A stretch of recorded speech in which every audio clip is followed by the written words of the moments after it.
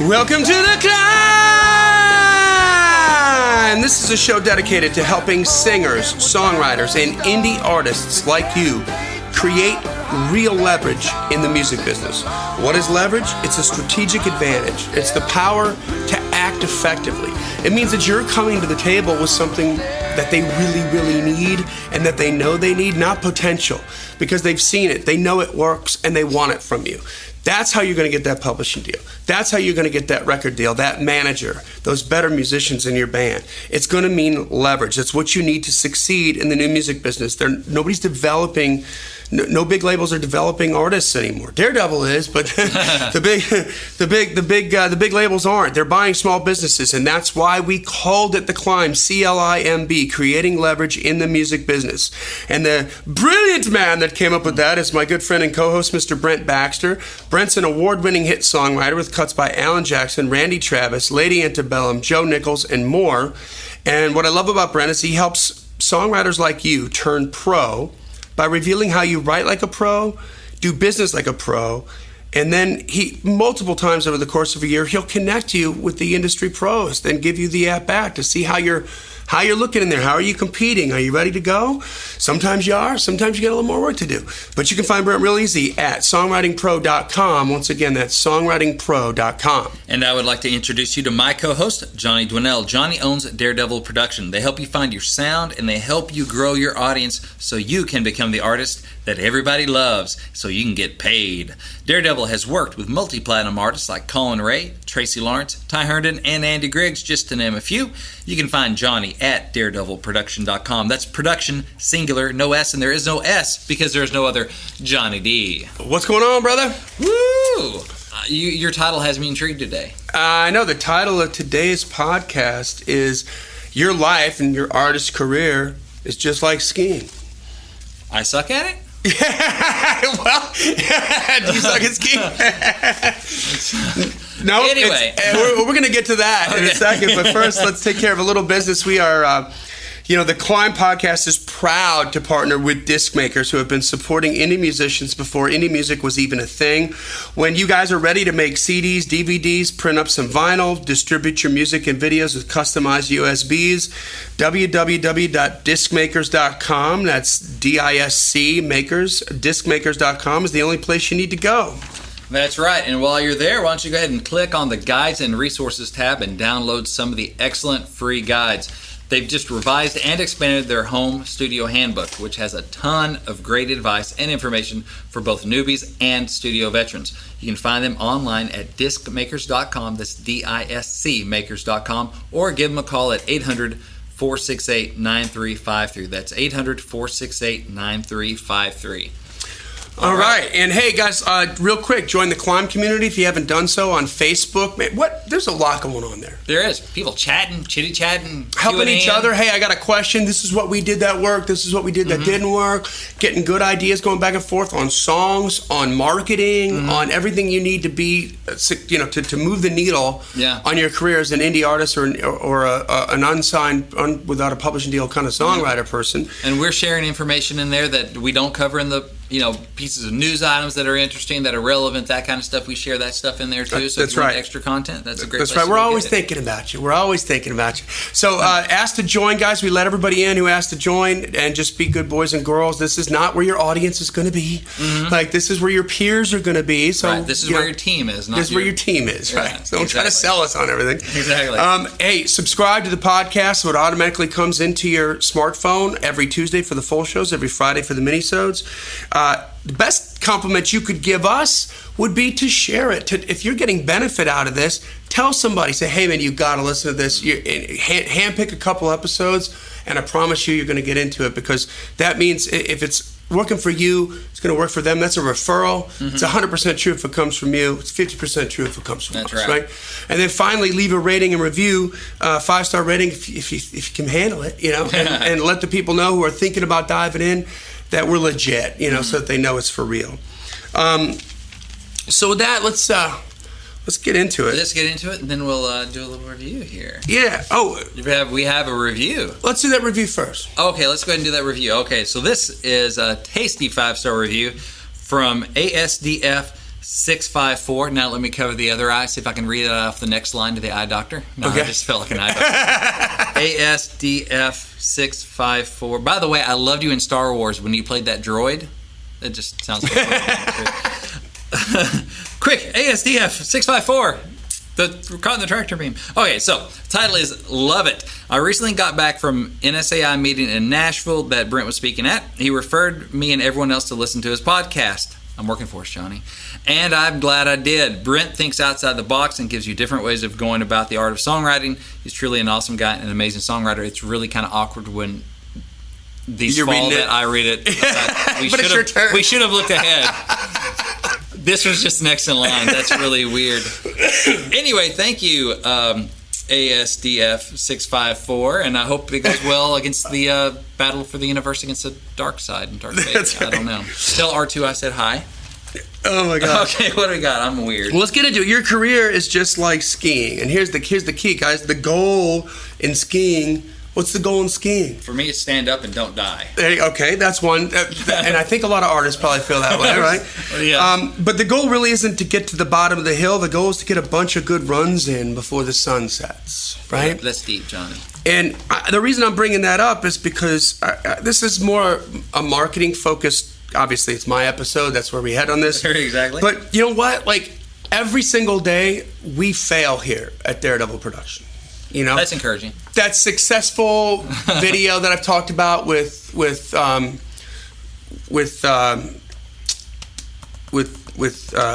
rock artist. I'm having a brain fart right now. Jacob Cade, yeah. With Jacob Cade, who by the way, his name because you marketed him well. We want to congratulate Jacob Cade because he, our job here is to incubate artists and to make them more attractive for bigger players. Right. That's exactly what happened. We lost Jacob Cade this week. It's bittersweet. I hate losing Jacob, but we got him looking so good. So you got to sexy. walk him down the aisle, and they said, "Who gives this artist away?" I had to kiss him. I had to lift up the veil and kiss him goodbye to Thermal Entertainment. You're like Daredevil, Lexi and I. But this management company came and gave him a ton of cash. It's going to put them on the road like forever, and they're the next level, and so we're real proud of that, But anyway, it happens every day here, people, every day, and I hate it when it happens, but it does. I mean, I miss them, They're such good. The whole family's good, but I'll tell you that.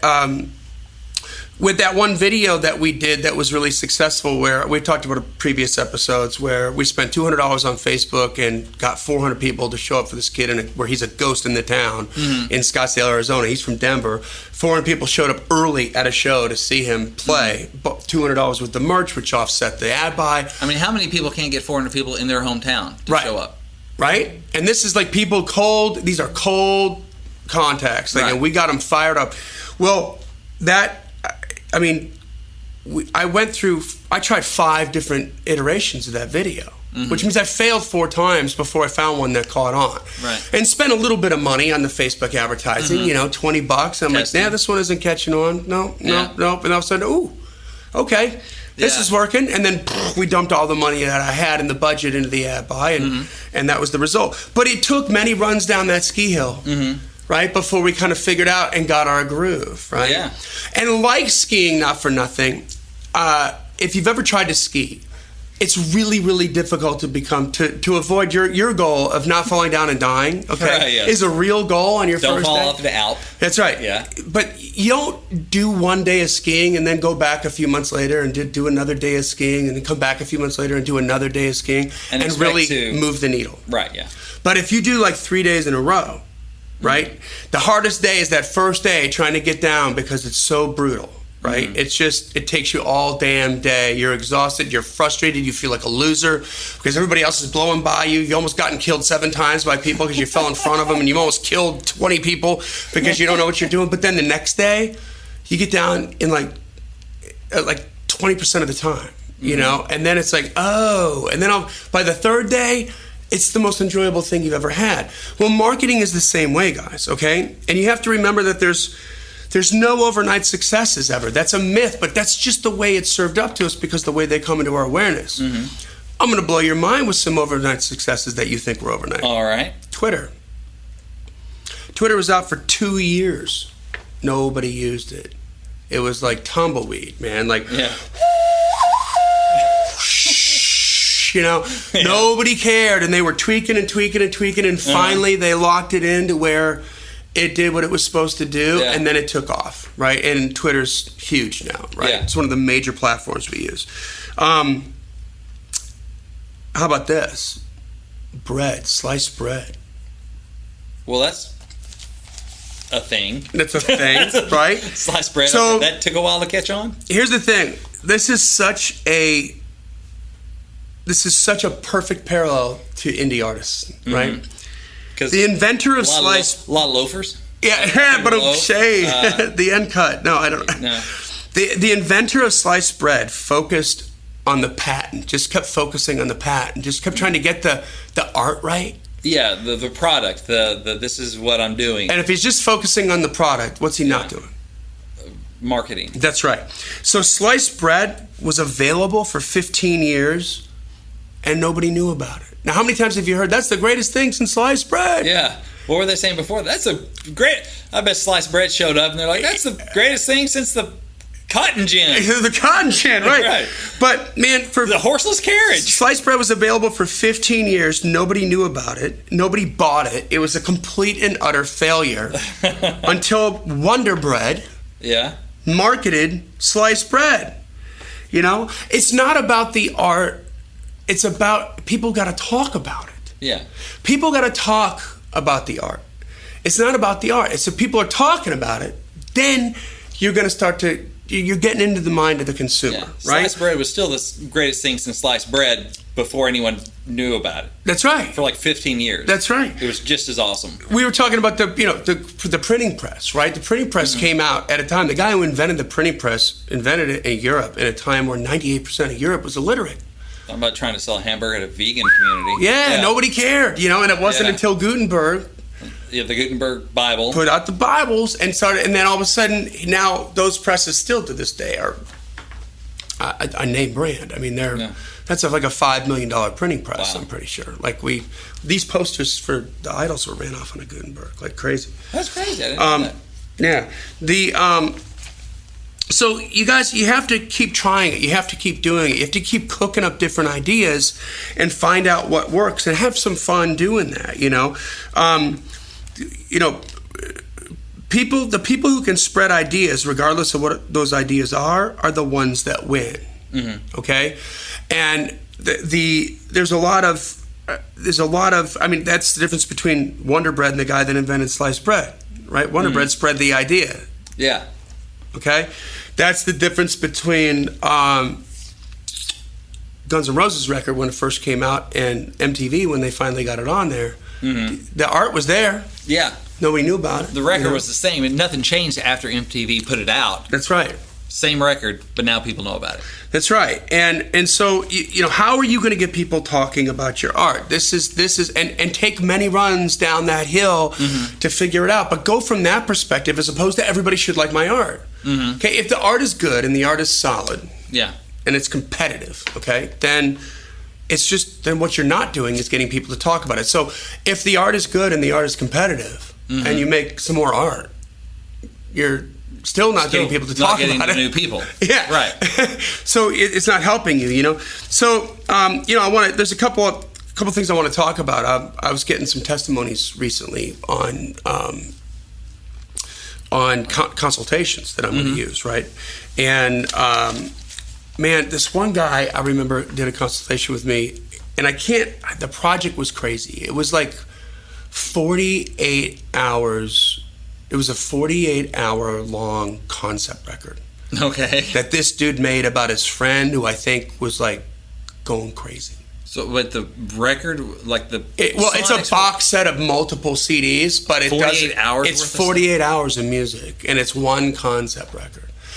And so when he called me, like the way he was talking about it was like, okay, I'm trying to get a return on this because he'd been obviously recording it forever. I can't remember how many years it took for him to do this. And he was just getting it to wrap up. And he's like, how do I sell these things? And blah, blah, blah. And he's talking about the story with his friend and he's talking about how he can try to push the CDs. And I'm like, don't push the CDs.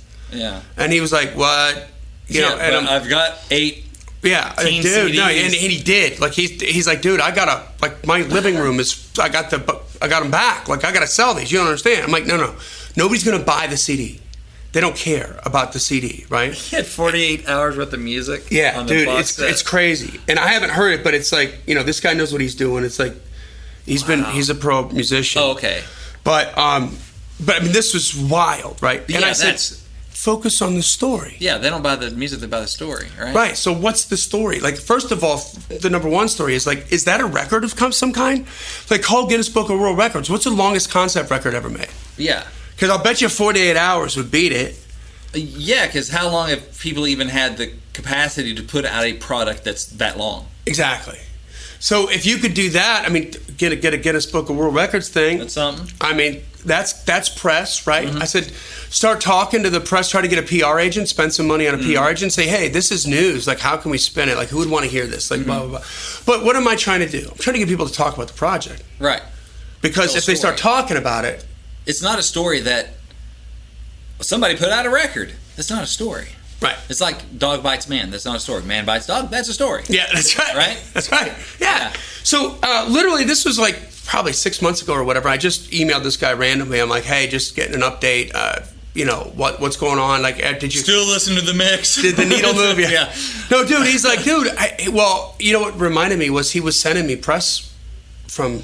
Oh. He did exactly what we cooked up, like in the consultation meeting. He was getting freaking press from it because it's like 48 hours. People are like, what? Yeah, like that's... And then I told him, I said, dude, and then he wants to sell it for, like, he's just trying to get his money back, right? Mm-hmm. So he's obviously in a panic mode to a degree because he had spent all this money manufacturing these CDs. Oh my and he's got, like, I don't know how much money invested. I'm like, dude, don't sell that for $50. Mm-hmm. He's like, what are you talking about? I'm like, because it's like your friend's story. It's the longest thing ever made. I said, you remember Wu-Tang Clan? He's like, have you heard of them? He's like, no. I'm like, dude, they put out one record. Mm-hmm. The last record they put out, they just made one copy of it. One printed copy. And they auctioned it off on eBay. And it sold for like $1 million or $2 million. Oh my gosh. Like, one record. Like, you're the guy. You're the only guy that has it, Like, here it is. Nobody else gets to hear it. We're not putting it on the radio. It's just, Yeah. I said, this is that kind of a weird thing. And he told me, like, when he started the consultation, he's like, well, here's where I'm going to blow your mind on this one, Johnny. I promise you never heard a conundrum like this. And it was your songwriting challenge. This was like me on the spot going, I got an hour to deliver something for this guy. And that's not even... I couldn't even listen to the project in an hour. I didn't even hear any of it. But No, I mean, we're just talking about the. So I said, when you get to talking about the 48-hour long concept album, what's the next question? If they're interested in the fact that it's 48 hours, what's the next question they're asking? What's the concept? Yeah, what's it about? What do you have to sing about for 48 hours? Now you can talk about your friend because you got their attention. Yeah. And then boom, boom, boom. Then you have a human interest story. What happened to the friend? Is he okay? Is he in building? Man, I can't. Like, I'm embarrassed to tell you, I can't remember. Like, I was so busy cooking up. My wheels are spinning. Yeah. I'm trying to figure out, like, how are we going to solve this problem? So, but the I got to go back and read the press that he got. But the bro, I mean, like, It's like an album that he's getting press like left and right on. He sent me like 3 different articles already. Yeah. Of people talking about it, and I said, don't sell this to make your money back. I said, put it like in some kind of a vault, like get some expensive frickin' box, like a cigar box or something. Put those CDs in there and charge like $2,000 for it. Mm-hmm. And then there's only this many. Like, he only had like 200 copies or something. And I said, only sell those 200 copies. Mm-hmm. And this is what it's like inside the mind of a crazy person, because I think he was writing songs with this guy as he was going crazy over like this long period of time or something. And it went sideways. There's that. You've already done the ding, but the philanthropic angle of it too, going, hey, and we're selling for $2,000 a pop, but this percentage of the proceeds are going to mental health issues, so there's a philanthropic charitable thing to it as well, which is also more story, and you're actually you're helping in other ways as well. There you go. People in your friend's situation, and there's more story. There you go. Yeah. So I mean, just what do we do? We're talking about ways to get people talking about the project, because then they're going to listen to the project. But if we're just focusing on the project, roll my eyes. I don't get it. I don't get that's not I don't news. Get it. But that's something that's different, right? Now, Yeah. how the hell do you sell that and make the money back? So we'll see how that goes. That still remains to be seen. But he went down a different road and started working from the press angle of it, because now this is a very project-specific situation, and they all are, right? And boom, like, it's now he's getting some traction. Like, somebody cares. Like, 3 different magazines cared enough to run it, and that could become a national kind of thing. Like, wait, we gotta, what? I could see that on Good Morning America, you know? 48-hour concept record. Like, how long did it take you to record this? Well, to write it, and now he's got a story to tell. Yeah, and then there's the thing of like, we're gonna do a show. 48 hours, we're gonna play the whole record. Right? I mean, 2 days. Wow. You know, or whatever. You know, could you imagine? Have buddies come up and sing something while I take a break and drink a Red Bull. Yeah, drink a Red Bull. Right? You know, whatever. Think about friend Cherise Voltore, sweetheart.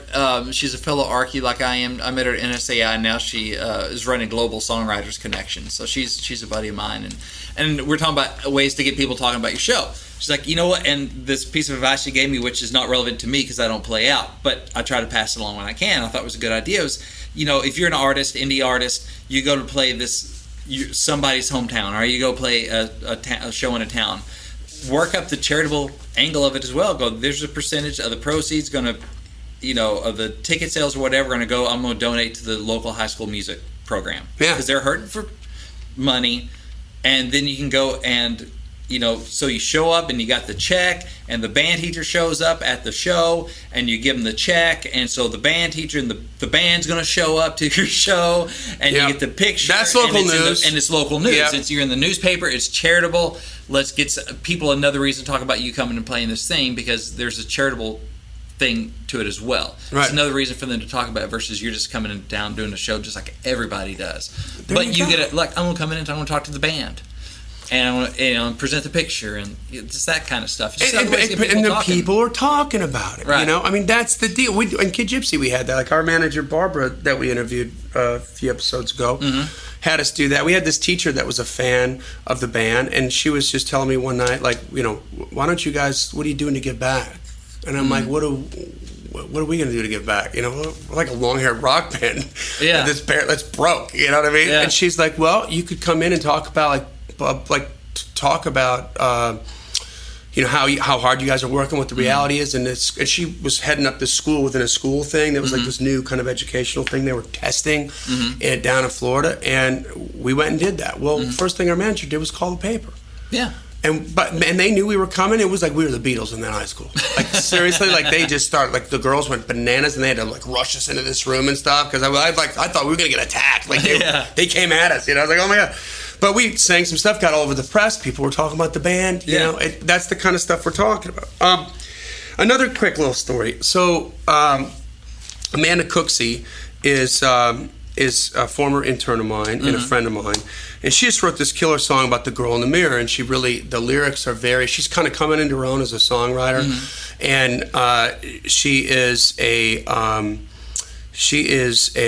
first of all, she's knocked down, drop dead gorgeous, like straight up beauty queen, gorgeous. Like, she used to do that. She started doing pageants when she was a kid because she has, I don't want to call it a speech impediment, but she has like a little lisp, and when she talks, it's been something that we've been working on with her vocal. Like, you gotta enunciate more and do this. And she was so shy, she would run away from people. Like, she just had this like horrible, like debilitating shyness that the pageant stuff was the tool to help her get over, right? And she had to speak publicly in that. Well, good on her to face it. Yeah, and do this. And so she wrote this song called The Girl in the Mirror, and it's basically calling out all the kind of insecurities that every girl has, but she's talking about herself while she looks in the mirror, right?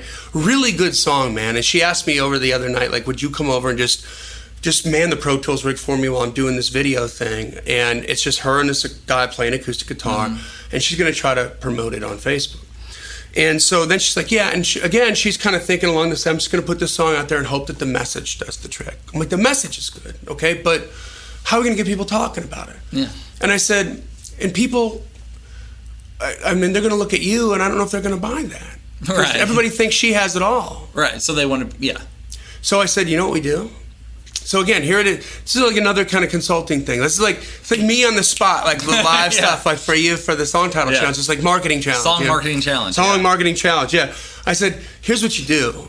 Like the lyrics for that, for 80% all Facebook videos are watched without the sound. So the lyrics, put the subtitles in there, okay? I said, put a black spot over your face or pixelate your face. Mm-hmm. And don't reveal it until the end. Yeah. And then people are going to read those words and be like, oh my God. And there's like one line in there that's just like, oh, like so good, you know? Yeah. And I'm like, start with that, okay? Yeah. And then start the song and edit it that way so they want to watch. And then they're going to watch the message and they're going to wonder, who's behind, what does she look like? Because you're going to think, yeah, what's going on? Yeah, who doesn't want to show you're going to herself, think she's like especially distorted, these days? like she's got her face was burned or she's got some horrible defect or something like that, and don't reveal your face until the end. And she was like, oh my God. I'm like, that'll get people talking about it. Yeah. They might be pissed off about it. They probably will be like, oh, you're beautiful. Yeah, damn. But but you know what? It's real for her. Yeah, I mean, like these are real insecurities for her. She deals with it every day. In the mirror, you know, nobody looks beautiful to themselves all the time. Yeah, I think. yeah. You know, that's outside perception, not inside. Yeah. So you know, man, you gotta keep going down that hill. You gotta keep skiing down that hill. You know, Steve Jobs helped invent the personal computer, right? We know about that. He also helped launch the graphic interface. He also helped launch the MP3 business. He also helped launch computer animation at Pixar. Like he just kept going down the hill and kept trying different things. A lot of them didn't work. You know, Lisa, the if you read his autobiography, there was multiple massive expensive failures at Apple. They all didn't work. Right, yeah. But then we only know about the ones that did. You know, but he kept going down the hill, right? We you know, I mean, you look at Craig Wiseman or Shane McAnally, you don't know about the songs that never got cut. Yeah. You don't know about the ones that weren't hits. That's right. No one knows about them, you know? That's right. The failures aren't public. So here's the thing, guys. When you do that song title challenge, what's really fun about that is you're navigating without a map. Yeah. Right? No idea where it's going. You have no idea where it's going to go. Right. And when I'm doing a consulting session, no idea where it's going. I have no idea what they're going to spring on me. You know, but it's always something different. Yeah. And so every once in a while, I get an email with people that are like a little pissed off about the podcast because they're like, you know, well, why don't you give like some? What can I do to bump up? And they want us to be able to like do that in a broadcast kind of a situation. Right. Yeah. And you can't because it's all different. Like every one of our artists is such a completely different path. That and you have to be creative, like just on the fly. You make it up as you go along, just like it is for the majors. Yeah, Eric Church has a different path than Carrie Underwood. There you go. You know, they can't even do. You know, or even all the people on the same label. If it's that easy, everybody would be a rock star. Yeah. You know, I mean, honestly. So think about this: navigate without a map. In the last 25 years, the jobs that have been brand new jobs that have been created by Fortune 500 companies is zero. So, on net, whatever, they've fired as many people as they've hired. Right. They fire them, then they hire them back. They fire them, they hire them back. The jobs were there, then they come back. Then they go away, and then they come back. The new jobs that are created out of thin air are jobs like that guys like me created, Daredevil. Yeah. Because we didn't exist before. Now we do, and here's the job. Right? Yeah. The entrepreneurs are the ones that are shaping the world. Our future's being crafted by entrepreneurs, you know?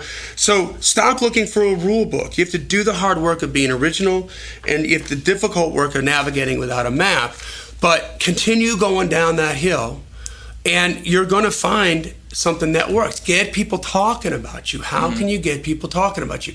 There was a great story about a band in Europe that got a bunch of like really badass like helium balloons, like not just regular balloons. That's not a phrase that I've ever heard. It's like really bad helium. But I mean, I'm talking like almost like weather balloon helium. Like a Zeppelin that burned up. Yeah, but you know, not like I don't think they were like regular balloons at a party, like party balloons. They were like a little thicker kind of thing. Okay. And on a string, they tied a UBS. Oh, like a memory stick kind of thing? A memory stick of their record. Yeah. Okay. And they just let them up. And then they started landing like 8,000 miles away in all these different countries. And then everybody was talking about it. I would not plug that into my computer. Well, yeah, right. I mean, but hey, that's... I'd plug it into my friend's computer. You say that's gimmicky. Who cares? You know, like Wham had to go to China, be the first Western band to tour China before America cared about them. They were huge in Europe. I mean, Carrie Underwood, Miranda Lambert, are reality TV shows gimmicky? Yeah. Well, whatever the career's not, they came from it. Yeah. I mean, make no mistake about it, that's where they came from, reality TV. Yeah.